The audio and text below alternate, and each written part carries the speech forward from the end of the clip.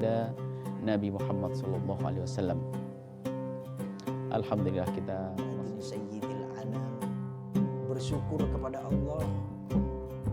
Asyhadu anna Muhammadan abduhu wa rasuluh. Amma ba'd. Ma'asal muslimin.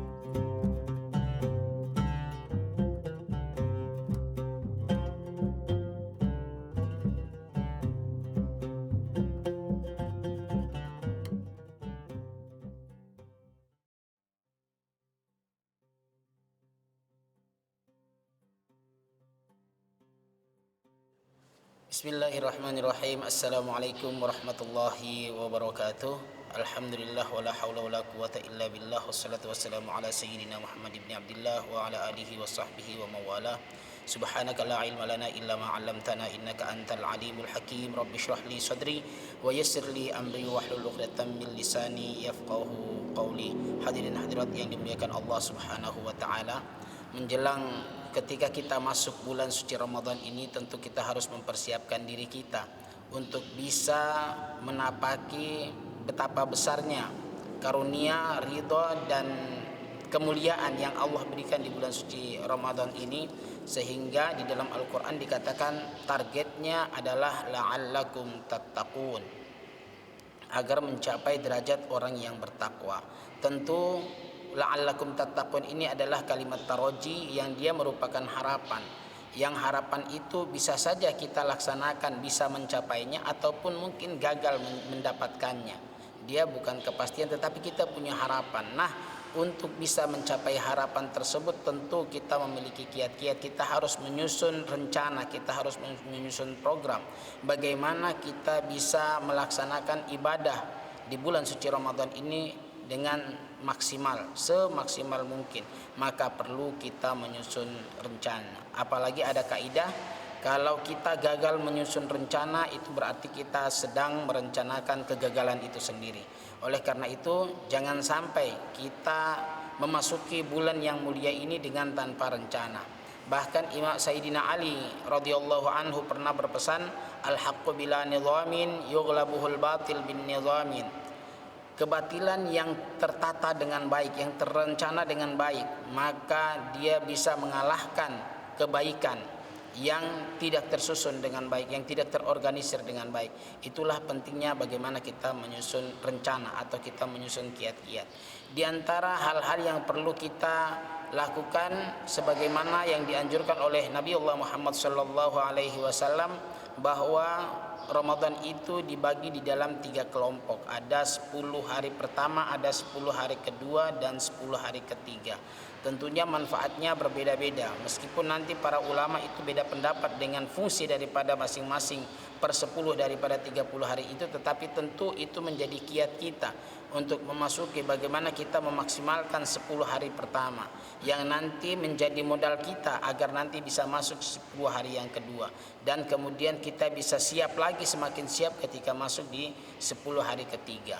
Ini diberikan hikmah bahwa jangan sampai kita berencana terlalu panjang, karena kalau terlalu panjang yang kita rencanakan maka dia akan semakin berat, sehingga diambil bagian-bagiannya. Nanti 10 hari itu kita bagi partisi lagi, lebih sedikit lagi, minimal kita target per minggu. Nanti dari per minggu kita targetan lebih sedikit lagi, minimal per hari kita susun rencana hariannya.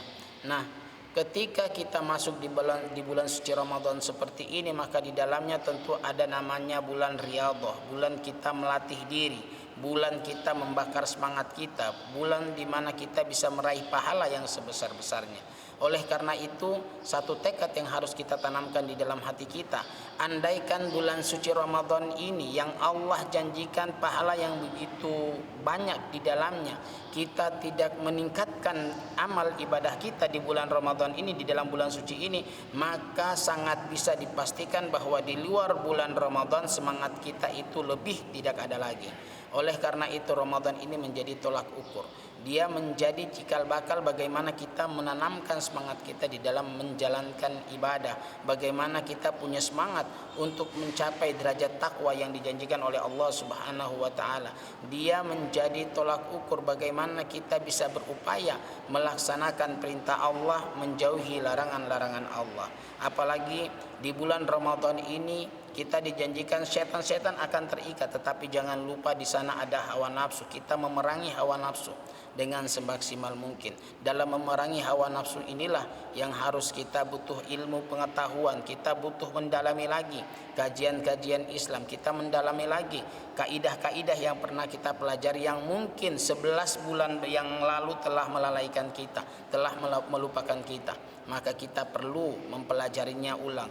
Mungkin kita bisa mengikuti ceramah-ceramah, mungkin kita bisa mengikuti kajian-kajian ilmu, kajian-kajian ilmu fikih, kajian ilmu-ilmu akhlak, kajian ilmu-ilmu Al-Quran seperti ilmu-ilmu tajwid. Kita dalami lagi. Mungkin di luar Ramadan kita jarang membaca Al-Quran, maka di dalam bulan suci Ramadan ini mari kita sama-sama memperbanyak bacaan Al-Quran kita. Minimal kalau di bulan Ramadan kita tidak pernah membacanya sedikit pun, minimal di dalam bulan Ramadan kita bisa membaca 1 atau 2 lembar. Di mana kaidah fikih mengatakan mala yudraku kullu fala yutraku kullu. Kalau kalian tidak bisa lakukan semuanya, maka jangan sampai kita tinggalkan semuanya. Harus ada upaya, harus ada contoh tauladan di dalam diri kita bahwa ada hal-hal yang perlu kita perjuangkan, ada hal-hal yang perlu kita tunjukkan bahwa kita memasuki bulan Ramadan ini dengan penuh semangat, dengan penuh sukacita, karena di dalamnya ada ridha, maghfirah, ampunan dan nikmat yang begitu besar yang Allah limpahkan. Apalagi nanti Allah janjikan di dalamnya ada bulan Lailatul, ada satu malam yang pahalanya lebih dari 1000 bulan, yakni malam Lailatul Qadar. Itulah semangat yang janji Allah yang diberikan kepada umatnya agar menjadi janji, agar menjadi modal, motivator di dalam dirinya, di dalam ketika masuk di dalam bulan suci Ramadan ini. Mungkin itu yang dapat kami sampaikan. Kalau ada kebenaran itu datangnya dari Allah Subhanahu wa taala, kalaupun ada kekeliruan itu datangnya dari hamba yang dhaif ini. Ihdinas siratal mustaqim. Wassalamualaikum warahmatullahi wabarakatuh.